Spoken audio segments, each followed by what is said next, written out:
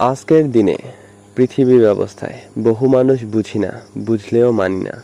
আসলে আয় করা বড় বিষয় না, আয় করে কে কতটুকু ধরে রাখতে পেরেছি সেটাই মুখ্য বিষয়।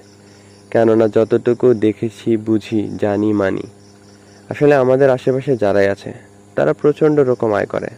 কিন্তু আয় করলে কি হবে? তাদের সাক্ষরতাই বলেন, মন মানসিকতা বলেন, অভ্যাস বলেন, মাঝে মাঝে এমন যে তারা তাদের আয়ের প্রায় পুরোটাই কোনো না কোনোভাবে ব্যয় করে, যার ফলাফল মাস শেষে হয়তোবা তাদের জীবনমান উন্নত হয়, তাদের জীবনধারা বজায় থাকে।